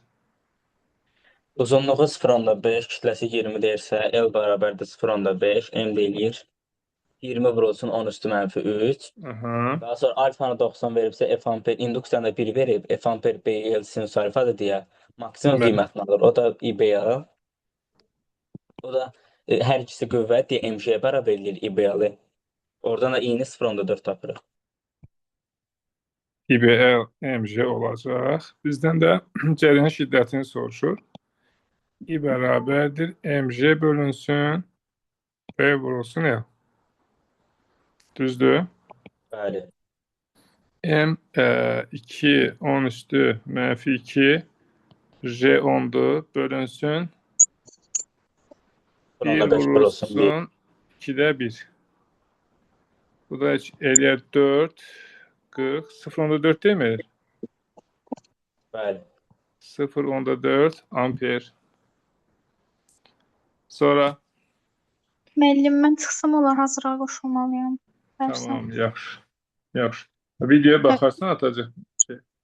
Evə nə verdiniz, bir dənə verəcəksiniz. Evə deyək tapşırıqları, sən narahat olma. Yazarlar qrup. Bizim qrupdan uşaq deyilsən yoxdur yəni görə. Var idi, Mövlud var, sonra var uşaqlardan var idi. Ayan var, Oldu, Həsən müəllim. var. Buyurun. Sonra 5-ci suala baxırıq. 5-i kim izah edə bilər? Yenə uşaqlar, burada cəryan bizə tərəf axır. I1 cəryanı. Düzdürmü? I1 cəryanı bizə tərəf axırsa, iki naqilin olduğu hissədə induksiya vektoru necə yönəlib? Yuxarı. Bəli. Yuxarı olduğuna görə biz buna əsasən nə edəcəyik? Amper qüvvəsinin istiqamətini tapmalıyıq. B ovucumuza daxil olur. Düzünə açılmış 4 barmaq cəryan istiqamətində. Onda qüvvə necə yönələcək? Bizə doğru. Düzdür? Nöqtə şəklində göstər. Nöqtə. Bizə tərəf. Şəkil müstəvisinə perpendikulyar olmaqla qüvvə bizə tərəf yönələr. Düzdür uşaqlar? Sonra maneə sayəsinin yük üzərlikdən hərəkətinə aid tapşırıqlar var burada. Birinci sual. Mirkazım, necə olacaq burada? Ben size bakmıştım. Ona görə səndən soruşdum da. Burada 5 olur olmağına. Olmağına olur, hə? Amma niyə olur bilmirik də. R bərabərdir MV böl QB-dir. Düzdür? Əgər bura M alfa Q alfa yazsaq 4 M proton V 2 Q proton B olur. 2 ilə də 4-ü ixtisar eləsək qalacaq 2 proton V M proton V bölünsün Q proton B. Bu nisbət də bizə verər nəyi? R protonu. Bu R alfa idi da. Bizə proton trayektoriyasını soruşur. R alfa 2R protondursa, onda protonun radiusu alfa zərrəcinin radiusundan 2 dəfə az olacaq. Yəni, aşağıdan fırlanacaq da. Düzdür? Bu da olacaq 5. Sonra, bu aydındır hamıya. Xeyr. Sonra 2-ni kim izah edə bilər? Mən başa düşmədim. Bir də kim başa düşmədi? Fidan. Fidan. R bərabər MV bölü QB. Bunu bilirik. Bəli. Alfa zərrəciyin kütləsi protonun kütləsindən neçə dəfə böyükdür? 2 dəfə. Kütləsi. 4 dəfə. Yükü bəs? 2 dəfə. Nisbət neçə olur? 2M proton V bölünsün Q proton B. MV bu artıq bizə nə verdi? Alfa zərrəcinin radiusu protonun radiusundan neçə dəfə böyük oldu? 2 dəfə. Bəs onda protonun radiusu alfa zərrəcinin radiusundan 2 dəfə. Bu yuxarıdakı alfa zərrəcinin trayektoriyasıdırsa, yəni protonun radiusu ondan kiçikdir. Demək aşağıdan fırlanacaq da. Radiusu kiçik olmalıdır. Tamam. Aydın oldu indi? Dəqiq. Nə zaman olsa bəs biri götürəcəyik? Nə zaman olsa biri götür. Elektronu sorursaydı 1 olardı. Onun alfa zərrəcinin əksinə. Başa düşdüm. Çox sağ ol. Aydındır? Ola bilərdi ki, sənə burada verilərdi, tutaq ki, 5-in əvəzinə M verilərdi. Deyər ki, protonun trayektoriyası budur, alfa zərrəci tap. Onda alfa zərrəcinin trayektoriyası yuxarıdan keçən olacaq. İkinci sual, kim izah edə bilər? Deyim mən, amma bilmirəm düz deyəcəm ya yox. Necə, sən deyən deyəcəm? Yüklü zərrəciyə Lorentz qüvvəsi təsir edir. O da QVB sinus alfadır. Ən böyüyünü bilmək üçün də B-nin hansı ən çox gedibsə ona baxacam.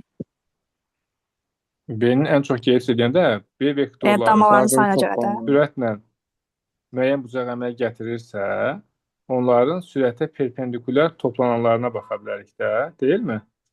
Məsələn, B4 perpendikulyar neçə bölgüdür? Sürətə perpendikulyar toplananı neçə bölgüdür? 3. 1, 2, 3. 3 bölgü. Sonra üçüncünün baxın neçə bölgüdür? 4. B3 perpendikulyar 4 bölgüdür. B2 perpendikulyar 5. sayısı 1, 2, 3, 4, 5 bölgüdür. B1 perpendikulyarda neçədir? 6. Bizdən hansını soruşur? Ən kiçik Ən qüvvə ilə kiçik. Ən tərsif kiçik edən. olan hansı olacaq? B4. Bəli. Yəni B4 olan variant 7. Bəli. Sonra üçüncü sualı kim izah eləyər? Mən izah edeyim. Buyur. Burada rho bərabərdir M-də bölsün Q-B üstünə. R demək istəyirdin, deyək. R bərabərdir. R bərabərdir M-V böl Q-B. Bəli. Sürət azalır deyə burada R artacaq. R azalacaq. Azaldı. Sürət azalır. Bəli, o da azalacaq. Periyod da sürətdən asılı olmuş. T bərabər idi nəyə? 2 pm bölünsün Q-B-yə. Periyod isə sürətdən asılı deyil, dəyişməz. Azalar, dəyişməz. B variantı. Sonra dördüncü sual. Kim izah eləyər? Alfa burada 90 dərəcədir, düzdür uşaqlar? Sürət azalsa deyir. R bərabərdir MV bölü Q-B. Sürət azalsa radius azalar. Periyod dəyişmir. Periyod dəyişmir. Eyni şeyi fırlayıb soruşublar da bizdən. 1 ilə 4. Aydındır? Sonra 5. Deməli, proton, növbə ilə elektron, proton, neytron daxil olur. Bu elektron olsa, birinci halda elektron deyək. Buna təsir edən qüvvə necə yönələr? Aşağı. Aşağı doğru. Bəli, elektrona təsir edən qüvvə aşağı. Deməli, 1D oldu. Protondursa, bunun əksinə olacaq təbii ki. Düzdürmü? Protona təsir edən qüvvə yuxarı olacaq. Y. Neytrona isə qüvvə təsir etmir. Sıfıra bərabərdir. Sonra gəldik. Bu neçədir? 6 olar da yəqin. Yoxsa 5-dir. Nədir bu? Alfa hissəci neytron. Burada da yəqin uşaqlar qüvvə və istiqamətlər soruşur. Uyğunluqdur. Tamam. Şərt tam düşməyibdir. Deməli, elektron, sonra alfa hissəci neytron. Uyğunluğu müəyyən edir. Elektron yuxarı, proton aşağı olur. Neutronda hərəkət eləmir. Bərabər sürətlər gedir. Bir dənə səbirli ol, müəyyən edin. Deməli, elektrona təsir edən qüvvə necə oldu? Yuxarı. Yuxarı, deməli, bu tapdıq. Onda alfa hissəcə təsir edən aşağı olacaq, yəni B variantı. Elektrona təsir edən qüvvə YVB olacaq, düzdürmü? Sonra alfa hissəcə təsir edən 2 dəfə çoxdur yükü. Bu da olacaq 2 YVB. Düz xətli hərəkət eləyir. Neytron. Bəli. Bu hamıya aydındır.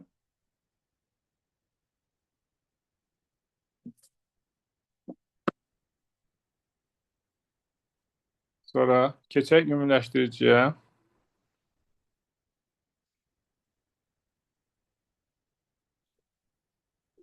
Buyurun uşaqlar. Kim izah eləyər? Manqaret sahəsində bərabər sürət hərəkət etmir.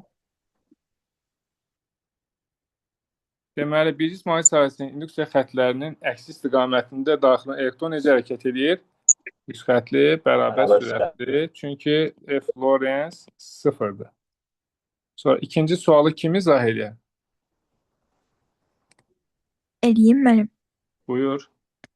Deməli, əgər sola yönəlibsə, P-dən N tərəfdən çıxan yuxarı olmalıdır. Yəni Demək, N P nöqtəsində itələyib naqili. bəli, itələyibsə daha doğrusu əksi istiqamətdə olub. Deməli, onda X Bu olub. da özünə tərəf cəzb edib, düzdürmü? Bəli. P-də cərəyan bizə tərəfdirsə, N-də bizdən şəkil müstəvisinə olmalıdır ki, itələsin ona. Bəli. Orada isə əksinə elə şəklə tərəf. Özünü M-ə tərəf cəzb edib də, onda nöqtə Bəli. olmalıdır. Deməli, M-də nöqtə, N-də X. A variantı. Sonra, üçüncü sual. Kütlə spektroqrafında eyni sürətli yüklü zərərçəkən trayektoriyalar göstərilişib. Hansı zərrəcin xüsusi yükü modulca ən böyükdür? Radius xüsusi yükdən tərs asılı deyə 1 olur. R bərabərdir, MV böl QB-dir. Onda V bölünsün, Q böl M vurulsun, B şəklində göstərərik. Xüsusi yük böyükdürsə, R kiçik olmalıdır. Ən kiçik radius hansıdır? 1. Düzdürmü? Sonra dördüncü. Eyni istiqamətdə bir-birini təqib edir B variantı. Deməli, demişdik ki, qüvvələr ya qarşı-qarşıyadır, ya da əks istiqamətdədir. Digər variantlar ola bilməz. Burada cərəyanlar eynidirsə, bir-birini cəzb edir. B variantı. 5-ci sual. Orada 3 dənə xəttə görə 24, 4 dənə görə B1 tərəfindən təsir edən qüvvə verilib bizə. F1, Q və B1 perpendikulyar olmalıdır. Düzdürmü? Bəli. Birincinin perpendikulyar toplananı neçə bölgüdür? 3. Onda biz belə yazacaq da Q və vur 3. 3, 24. Bu da 24'dür. F2'ni tap. F2 neçə olacaq? Q və B2 perpendikulyar. Bu da 4 bölgüdür. O deyil. Demək Q və vur 4. 3 dənə QV 24-dürsə, bir dənə QV neçə olacaq? 8, 8-ə 4-ün açılır. Onda bəli, 8 vur 4, bu da eləyər 32 millinewton. Düzdür? Hə millət? Bəli. Sonra bir cismaniq sahəsinə induksiya xəttlərinə perpendikulyar istiqamətdə daxil olan 3 zərrəcin hərəkət trayektoriyası göstərilmişdir. Zərrəciklərin yüklərinin işarəsi üçün hansı ifadələr doğrudur? Deməli, düz gedən hansıdır? Neytrondur da. Neytrondur. Yüksüz. O birisində sol əlimizin üstünü qoruruq. 4 barmaq sürət istiqamətində. Onda baş barmaq yuxarı olub ki, bu yuxarı meyl edib də, elə deyilmi? Bu hansı yük olacaq onda? Müsbət yüklü. Müsbət. Bir müsbət yüklüdürsə, 2 mənfi yüklü olacaq, təbii ki. F2 sıfırdır. Və sonra buradan tapırıq. 1 müsbətdir, bu doğrudur. 2 yüksüz olmalıdır. Deməli, 3 doğrudur. 5 doğrudur. 3 mənfidir. Diğerləri yanlışdır. Demək oldu 1, 3, 5. Sonra 7-ci sual. Burada da fikir versin. Düz gedən hansı olacaq? Neytron. O 2-dir də elə. Bəli. Bu getdi. Deməli, birincidə zərrəcik sağ tərəfə gedir. Amma fırlanır da yuxarı. Demək, qüvvə yuxarıdır. Sol əlimizin içərisinə daxil olur. Baş barmaq mərkəzə. 4 barmaq sürətin əksinə oldu. Demək, bu hansıymış? Mənfi. 2 mənfidir. Daha sonra 1 mənfidir. Düzdürmü? 1 mənfidir. Antiproton da sayılmır məndə mənfi kimi. Bəli. Mənfi elektron mənfidir. Baxıram, başqa nə var orada? Antiproton. Bu da mənfidir. Proton müsbətdir. Alfa zərrəcik də müsbətdir. Bu da olacaq A, D. Aydındır millət? Hər kəs aydındır? Burada bir şey soruşa bilərəm. Buyur. Orada saat əqrəbinin əks istiqamətinə oldu deyə üst-üstə düşdü deyə istiqamətlər müsbət oldu da. Hansında? 3-də, Birincisində. Bəli, 1-də X olanda deyil. Məsələn, birincisində biz deyirdik X olanda saat əqrəbi istiqamətinin, o nöqtə olanda şeydir. X-in. Yox. O cərəyanda demişdik ki, cəryan bizdən şəkil müstəvisinədirsə, X-dırsa, saat əqrəbi istiqamətində əlimizi fırlayırdıq. Cəryan bizə tərəf axırsa, nöqtədirsə, saat əqrəbinin əksinə fırlayırdıq. Eyni şey deyil. Burada məsəl üçün çevrə üzrə hərəkətdə sürət çevrəyə toxunan olur da, qüvvə də mərkəzə. Sol əlini elə tutursan ki, 4 barmaq müsbət yükün hərəkəti istiqamətində, baş barmaq qüvvəni göstərir. Deməli, bu hansı yük imiş? Müsbət yük imiş də. Evet, aydın. Sonra baxaq buradan situasiya sualına. Nə deyir burada? İnduksiyası 2 test olan maqnit sahəsinin qüvvə xəttlərində perpendikular istiqamətə yerləşmiş AB bərabərdir 10 sm uzunluqlu naqil tərəzidən asılaraq elektrik dövrəsinə qoşulmuşdur və tərəzinin digər gözündəki çəki daşları ilə tarazlıqdadır. K-çanı qapadıqda tarazlıq pozulur. Deməli, bunların tərəzinin qolları bərabərdir, düzdürmü?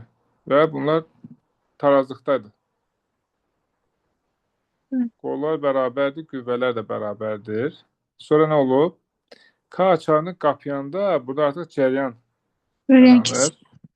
N qütbündən S qütbünə maqnit induksiya vektorunu çəkirik. Cəryan da müsbətdən mənfiyə axır. Onu da göstərək buradan. Cəryan da belə axır da. Müsbətdən mənfiyə. Düzdür? Onda açar bağlananda əlavə amper qüvvəsi yaranır. O da necə yönəlir? Aşağı yönəlir də uşaqlar. Fikir verin. Bu N-dən S-dir. Əlimizin, ovucumuzun içi sol əlin N-ə tərəfdir. 4 barmaq cəryan istiqamətində, baş barmaq aşağı olur. Deməli, burada tarazlığın pozulmasına səbəb olan qüvvə cəryanlı naqilə maqnit sahəsi tərəfindən təsir edən amper qüvvəsidir. Və onun istiqamətdə necə yönəldi? Aşağı yönəldi. Bu aydındır? Millət. Aydın. Deməli, buna səbəb nə oldu? F amper istiqaməti də aşağı yönəldi. Bəs 9-cu sualda necə olur? K-çanı qabalıqda 0.6 bir cəngçiləti yaranırsa tarazlıq pozan qüvvəni hesablayın. Yəni, amperi soruşur da. Nə olacaq burada? B, I, L. 2 vurulsun 0.6 vurulsun L 10 santimdir. Bu da 0.1 metr edir. Neçə edir uşaqlar?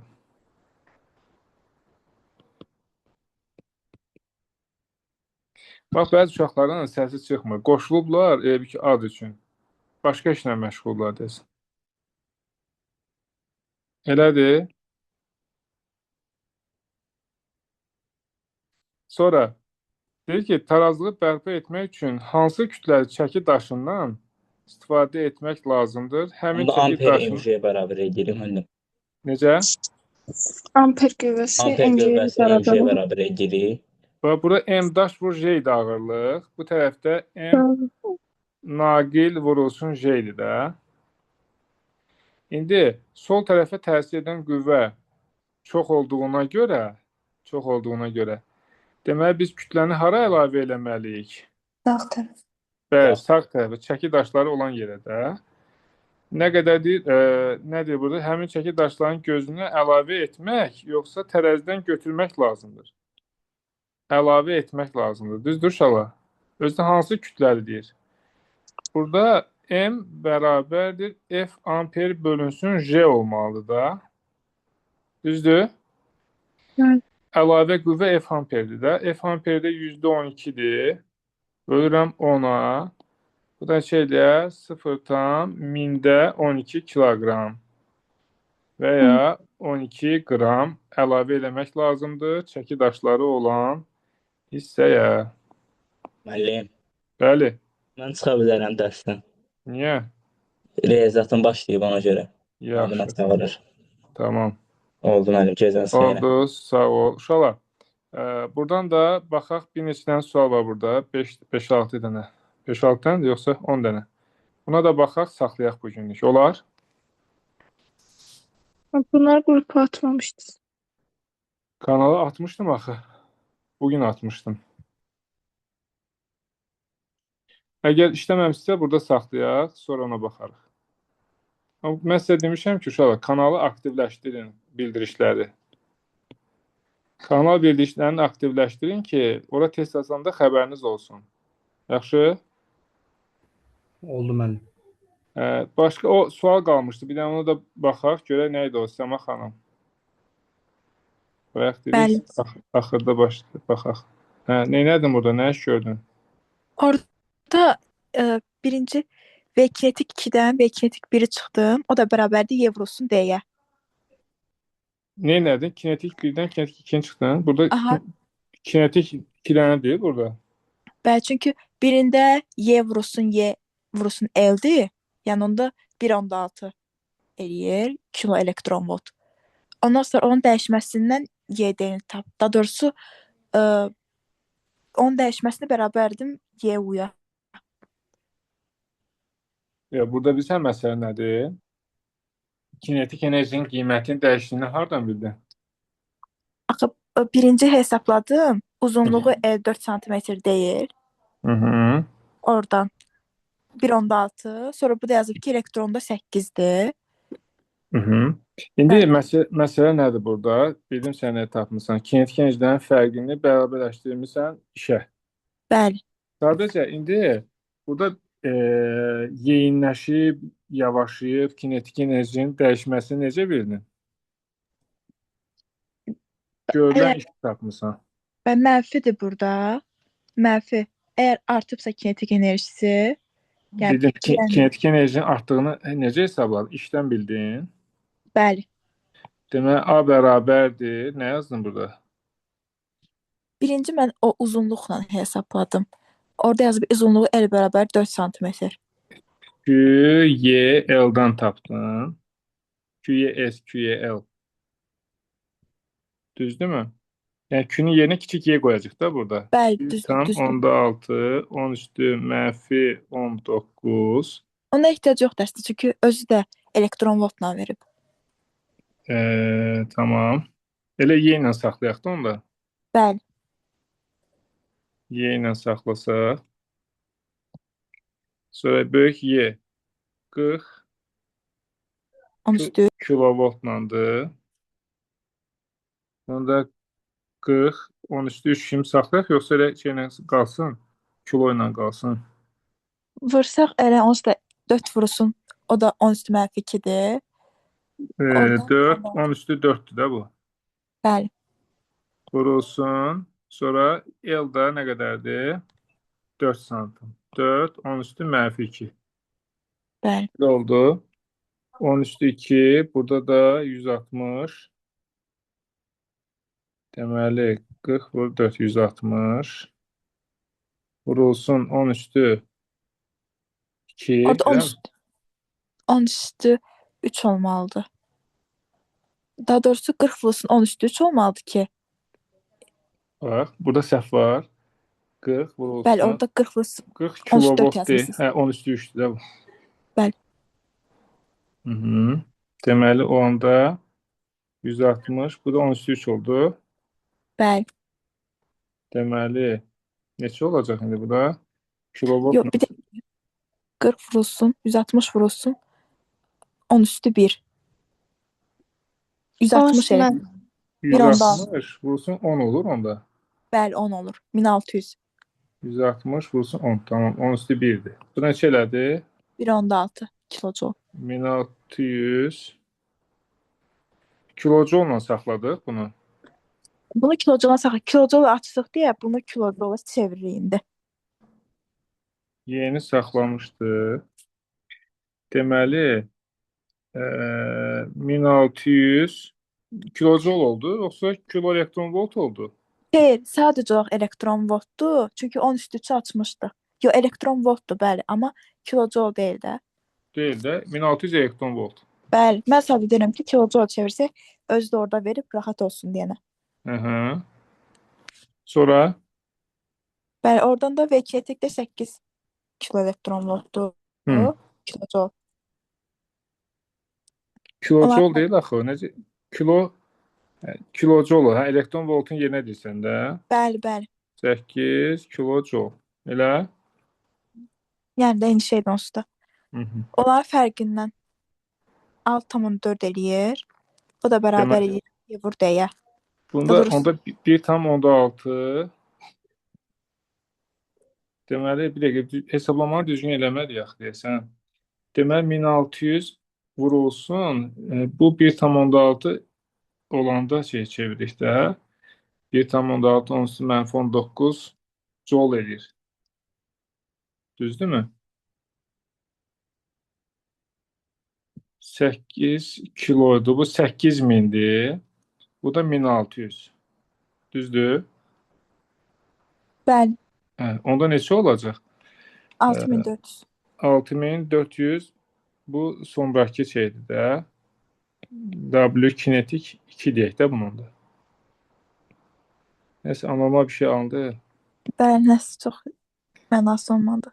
8000 çıx 1600 6400. Sonra nə edin?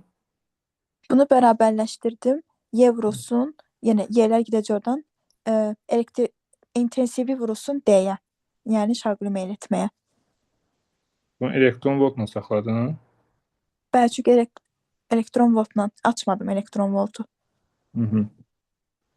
Deməli, onda sonraki qiymətini bərabərləşdirdin. 6400 elektron voltu, eləmi? Bəli. Bərabərləşdirdin. Nəyə? Y vurulsun 40 10^4 yenə. O da vurulsun D. Nəsə biraz yaxşı alınmadı amma heç bir şey. Nəsə belə bir şey oldu bəli. Y'lər, ki biraz cavaba baxıb çıxartmış kimi olduq biraz. Deməli, D nəyə bərabər oldu? 6400 bölünsün 4. 4 10^5, eləmi? Bəli. Bunları da ixtisar eləsək 16 10^-3 elədir? Bəli. O da 16 millimetr. Nəsə, yoxa nəhlət deyib götürmək olar. Bəli. Heç nə. Onda video izahını saxlayıram uşaqlar. Yəni görək.